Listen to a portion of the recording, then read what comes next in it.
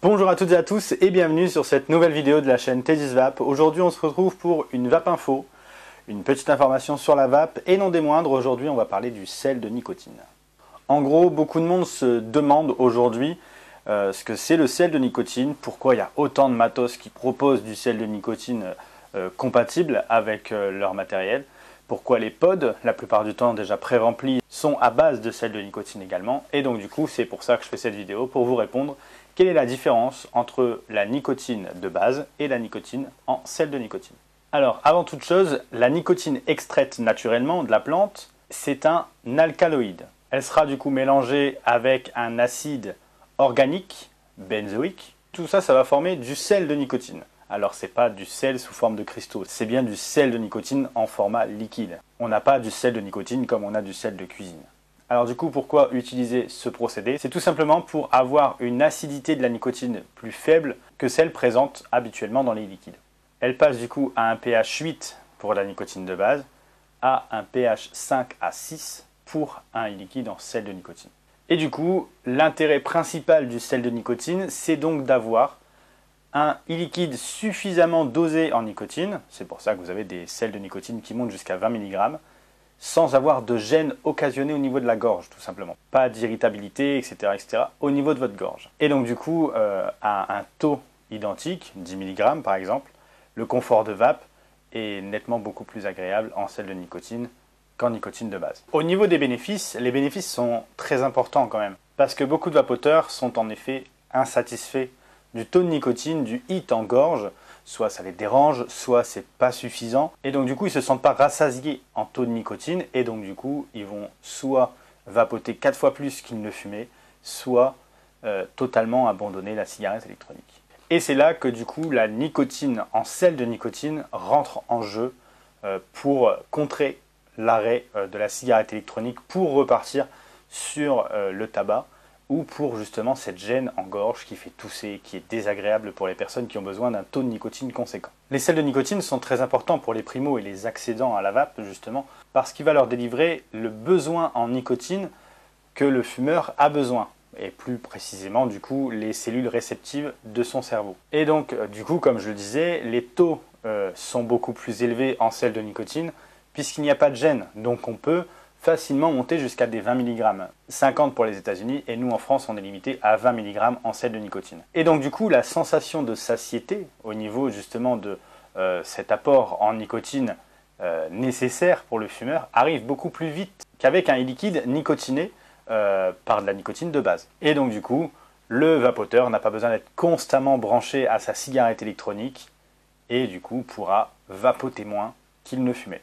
Après attention, parce que le sel de nicotine n'est pas un produit miracle qui va résoudre tous les problèmes des fumeurs concernant la vape. En premier lieu, il n'y a pas de hit. On n'a pas cette sensation de picotement en gorge que nous pouvons avoir avec la nicotine de base. Et donc du coup, c'est quand même un élément clé que les vapoteurs recherchent dans cet apport en nicotine, c'est ce picotement en fond de gorge. Et donc du coup, ça nous donne la sensation de fumer une cigarette, en gros, avec ce picotement à la gorge, ce hit apporté par la nicotine. Alors, je ne vais pas vous mentir, il y a quand même un petit hit qui se fait ressentir sur le sel de nicotine, mais moindre comparé à la nicotine de base. Ensuite, un autre désavantage, c'est le coût, puisque les e-liquides au sel de nicotine sont beaucoup plus chers à produire que des e-liquides à base de nicotine de base. Donc on conseillera toujours ce sel de nicotine, dans la majeure partie des cas, pas toujours, aux primo-vapoteurs, puisque les bénéfices sont existants pour les vapoteurs justement, les primo-vapoteurs et les accédants. L'apport en nicotine sera là et c'est le principal pour les personnes qui souhaitent arrêter de fumer, c'est du coup réussir à combler ce manque de nicotine qu'ils peuvent ressentir à l'arrêt du tabac. Ensuite, il ne faut pas avoir peur au niveau du prix, puisque la consommation en liquide en sel de nicotine sera moindre que si vous consommez des liquides avec la nicotine de base.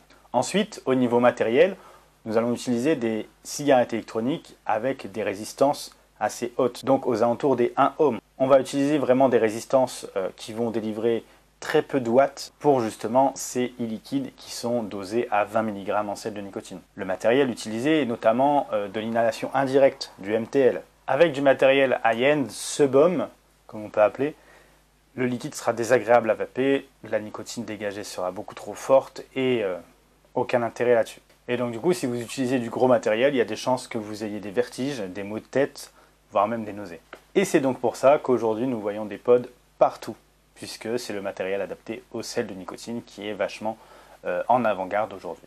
Et donc, à qui est destiné ce sel de nicotine? Écoutez, un peu à tout le monde. Vraiment, on peut le conseiller à tout le monde, surtout aux primo, aux personnes qui cherchent à arrêter de fumer, puisque, comme je vous l'ai dit, hein, l'apport en nicotine, la gêne qui n'est pas existante.